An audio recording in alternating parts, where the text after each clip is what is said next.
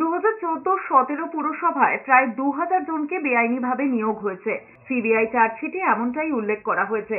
বেআইনিভাবে সবথেকে বেশি চাকরি হয়েছে দমদম পুরসভায়।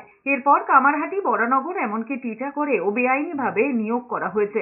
তবে পানিহাটি এবং টাকি পুরসভাকে ক্লিন চিট দিয়েছে সিবিআই। সিবিআই স্ক্যানারে রয়েছে বিভিন্ন পুরসভায় 1850 জনের চাকরি।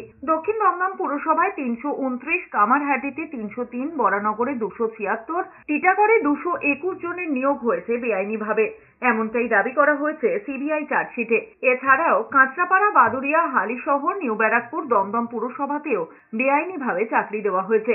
কৃষ্ণনগর, রানাঘাট, নবদ্বীপ এবং বীরনগর পুরসভায় বেআইনিভাবে নিয়োগের অভিযোগের তদন্ত করছে সিবিআই। প্রথম চার্জশিটে অয়নশীল এবং দক্ষিণ দমদম পুরসভার প্রাক্তন চেয়ারম্যান পাঁচু গোপালের নাম ছিল।